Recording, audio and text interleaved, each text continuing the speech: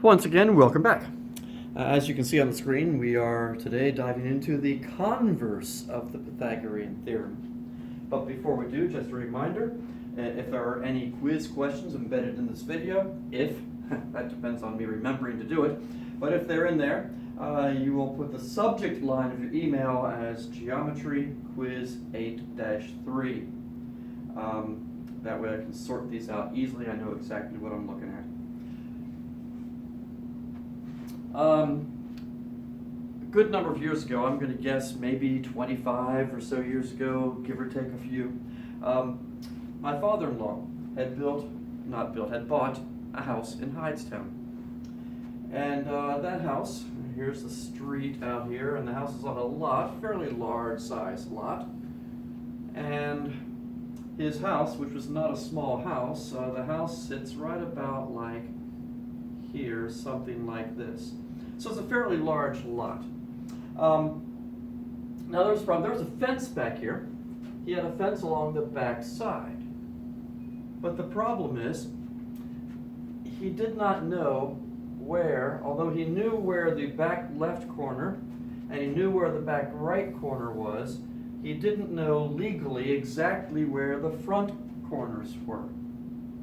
And he needed to know because he was thinking about putting up a fence. And he didn't want the fence to be on the wrong side of the property line. So he needed to know exactly where this property line was. I'm sure he thought about it for a good bit, and then he finally decided, you know something, my son-in-law is a geometry teacher. Maybe he can help me figure out how to make sure that I've got a true right angle here. So he called me up, asked me to come over and help him out. So I gathered a few items. I gathered a long piece of string, actually a roll of string, a Sharpie marker, I believe, a stake to drive into the ground, and a hammer, and a tape measure, and that's about all I needed. So I came out here, and here is what I did. I measured along this back fence here about, what did I use? I have to remember now. I measured back along here 45 feet and put a mark there on the fence. So I measured 45 feet here. I then took my string and I laid the string out on the ground and I measured from here to here. Actually, this is how I did it. It's been a long time. From here to here, I made sure this string, well, first of all, I measured out here 60 feet along here. And I marked the string with my Sharpie marker at 60 feet. And then I went out here and I ended the string at another 75. So I had 45 here that I marked along the fence, and then I had my string marked at 60 feet and 75 feet. So what's so special about this? Well, next, I took this end of the string and I attached it right there. Hey, can I do this? Let's get fancy. I'm going to take my string and I'm going to do this. I'm going to attach my string right there to the corner. Pretty cool, huh? That's not going to work very well. But anyway, let's just get rid of that entirely. So I took my string, attached it here to this corner, and took this 60 plus 75 foot string and laid it out here. Then I grabbed hold of the mark here, my little black mark with my Sharpie there. I took hold of that corner and gently pulled it down until the whole thing was tight. Not too tight because string stretches. So I pulled it down so it was fairly tight like this. So I knew that was 45 because I measured it. I knew this was 60 because that's how I measured the string. And I knew this was 75. Then I put a stake in the ground right here. Pound, pound, pound. Put a stake in the ground, okay, with my hammer.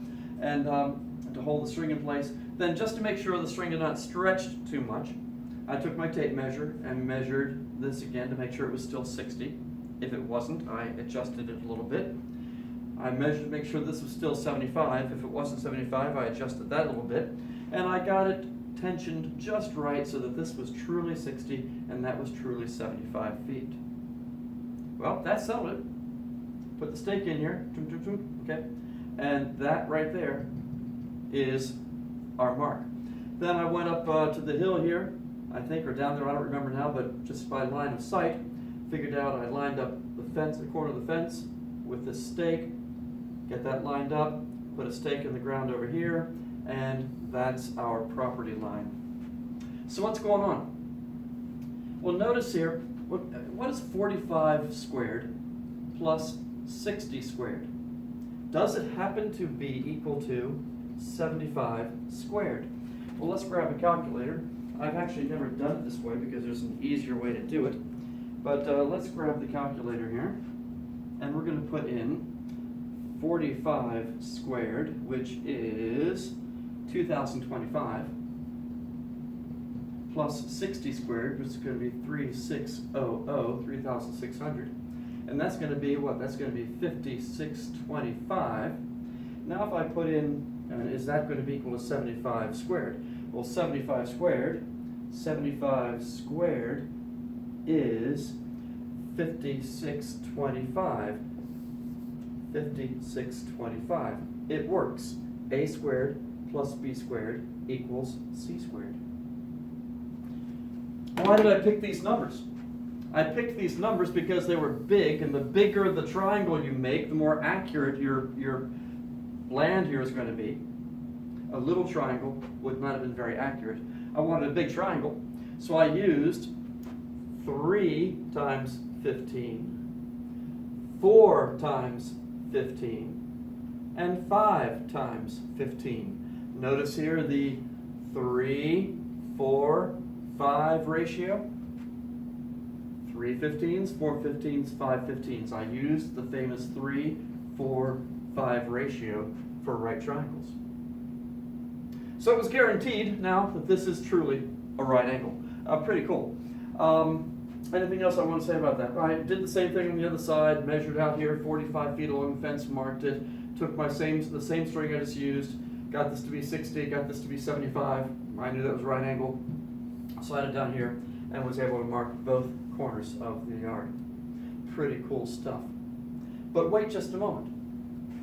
We know that a squared plus b squared equals c squared if we already have a right triangle.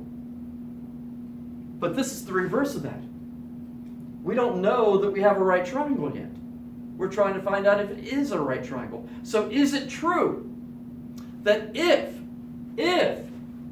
a squared plus b squared equals c squared, then it must be a right triangle? In other words, is the converse of the Pythagorean theorem true? It's true that if it is a right triangle, then a squared plus b squared equals c squared. But if we swap that around, converse, if a squared plus b squared equals c squared, does that mean it has to be a right triangle? Well, yes, it does. It is true. That happens to be Theorem 8.3, the converse of the Pythagorean theorem.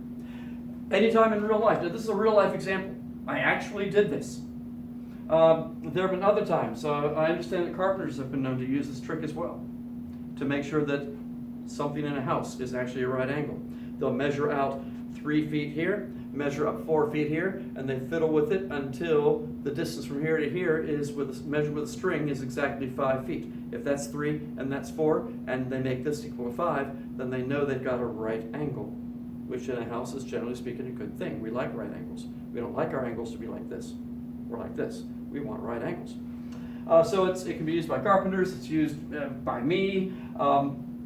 It's a very handy thing to know, and also handy to know for the SAT and PSAT exams.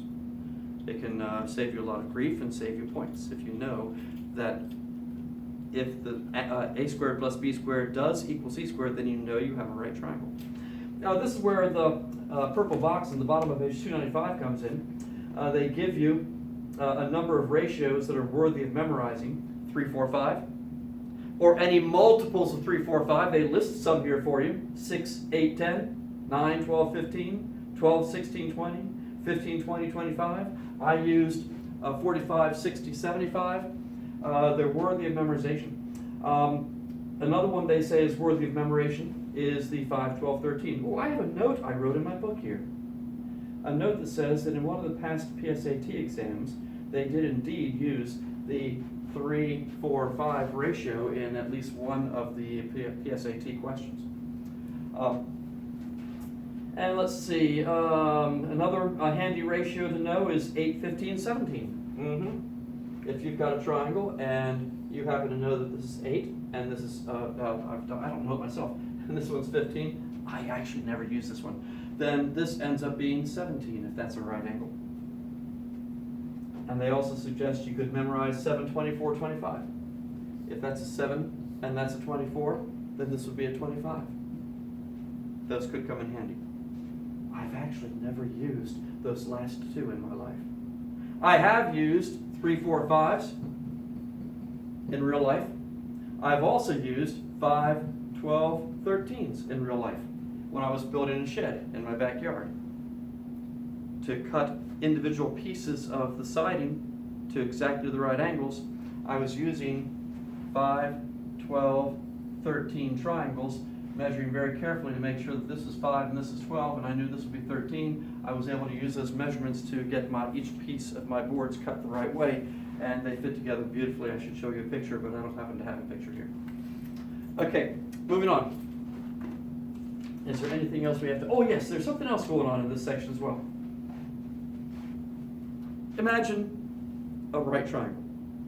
A, B, and the imaginary C from my fingertip to my elbow. A, B, and C. This imaginary right triangle. It was given to me, by the way, as a gift by the imaginary student. Here's the deal. If A squared plus B squared equals C squared, then it's a right triangle. But what if the C squared is too big? What if A squared plus B squared is less than C squared? Or in other words, C squared is bigger than A squared. That means this longest side here is too long. If the C squared value is too big to work, then what kind of triangle, hint, hint, is this? It is an obtuse triangle. On the other hand, what if you have your A squared and your B squared, but C squared turns out to be too small? Well, if your C squared is too small, then you must have what kind of triangle? Yes, not obtuse, but acute. That's the point of the 3 theorems, actually 2 new theorems, at the top of page 296. Theorem 8.3, they repeat up there that if C squared equals A squared plus B squared, then it's a right triangle. Theorem 8.4 says if C squared is too small, if C is too small, therefore C squared is too small, then it's an acute triangle. And Theorem 8.5 says if C squared is too big, meaning that C is too big, then it must be an obtuse triangle. Easy enough. They give you a couple of examples here. Let's run through those, and then we're done. Rather short section today.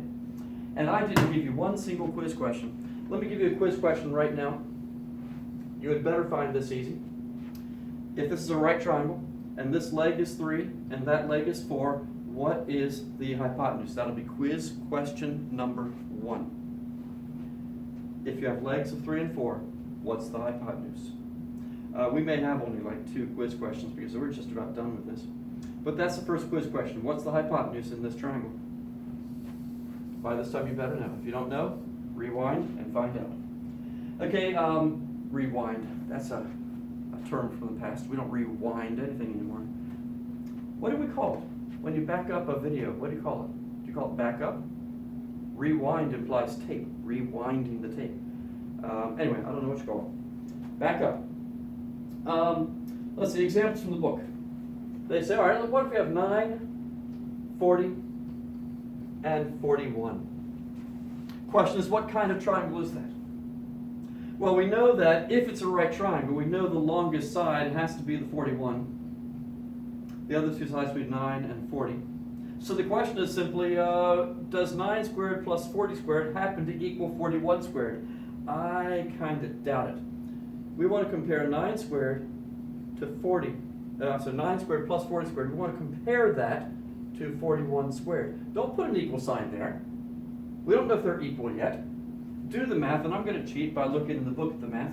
And the book says that we get 81 plus, we get 1681 over here. Of course, I should have been able to see that. That's 1600. That's 81, so it's 1681. And comparing that to 41 squared is 6. Oh, it does work.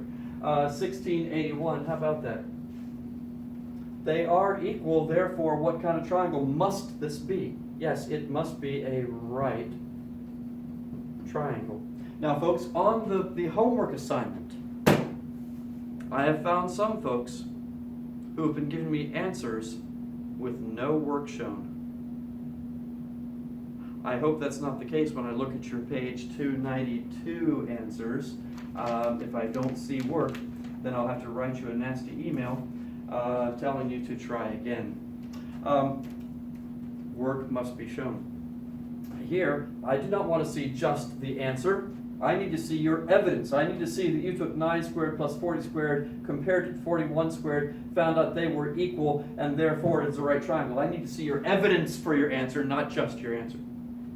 Another example they give is 6, 7, and 8. What if we have sides of 6, 7, and 8? Again, if it's going to be a right triangle, we know the longest side has to be the hypotenuse. That makes this the 6 and the 7. So we compare 6 squared plus 7 squared. Don't put an equal sign there. We're going to compare it to 8 squared. That's going to be 36 plus 49, and we're going to compare it to 64. This gives us what? 85 compared to 64. And you say, whoa, wait a minute. 85 is a lot more than, they're certainly not equal. By the way, that's why I didn't want you to put an equal sign there. We don't know if they're equal. Well, now we know they're not. So what's the problem? The problem is that our c value, our c squared, our c value is too small. If c is too small, that means we must have an acute triangle. The last example they give us, and the last example for today, they give us 7, 8, and 11. With 7, 8, and 11, we would have the large side has to be the c value. So we have 7 squared plus 8 squared. We're going to compare it to 11 squared.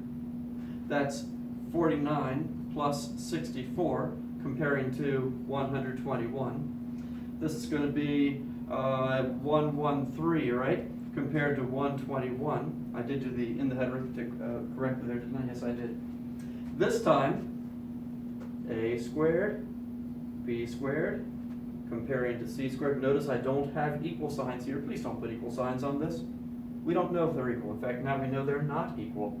Wouldn't make any sense to have an equal sign.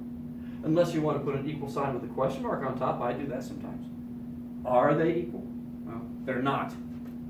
What's the problem? Well, the c squared value is too big. If the hypotenuse, the so-called, I can't call it a hypotenuse because only a right triangle has a hypotenuse, and this is not a right triangle. So this wannabe hypotenuse here, the c value, is too big. If the c value is too big, it means we must have ourselves a, or an, obtuse triangle. So this one is definitely obtuse. They gave us one of each in the examples there. All right, that's all there is to that. Your assignment, for which work must be shown. Work must be shown on these. No such thing on this assignment as just answers. Work must be shown. The assignment is page. Oh, I need to give you another quiz question first, real quickly, another quiz question. If I have, this one's a little bit tougher. You might have to think about this one a little bit, but then again, maybe not. If I have a triangle whose sides are 6, 8, and 10, I'm just thinking, make sure I didn't mess this up. Yeah, 6, 8, and 10. Is that, or is that not, a right triangle? Is it a right triangle? Yes or no, or you can say right or not right. I could ask you, if it's not right, is it acute or obtuse? But all I'm going to look for here is a yes or a no. Is it a right triangle? So this is another one because I didn't think about quiz questions earlier. This will be another case of a quiz with only 2 questions. I would like to have 4-question quizzes, but this is another 2-question quiz. There's question 2. Is this a right triangle or is it not? Okay, so email those quiz answers to me as soon as you can. Some folks, by the way, have sent me both at the same time, which works nicely actually. They've sent me the assignment, a picture of the assignment paper, and in the body of that same email they put the quiz answers. That works for me. That works. So if you want to do both at the same time, just make it clear there's some place, maybe in the body, because you can't put all that much in the subject line, probably wouldn't fit on my screen. But tell me you're submitting the quiz, and then in the body, tell me to be sure to look at the assignment down below. Just make it real clear to me that you're doing both at the same time. If you want to do both at the same time, you can do them separately. There was a little bit of confusion. Quizzes, I want to be sent to me in the body of the email, not as a picture. Homework assignments, on the other hand, you do your assignment on paper, then take a quick picture of the paper and send me the picture of the paper. So homework is by attachment. Quizzes should be in the body of the email, please. And so your assignment is on page 297. Page 297, numbers 1 through 12 all. 1 through 12 all. Of course, this implies, as usual, unless these are the classroom exercises, these are the written exercises. What's special about that? Because they're the written exercises, the odd numbered answers are in the back of the book. So you can check yourself in the back of the book on the odds. But work still must be shown. And of course, your work has to match your answer. You can't have all wrong work and then the correct answer. That's not legal. So show work on all problems, including the odds. And if you get one of the odds wrong, go back, find out where you went wrong, and fix it.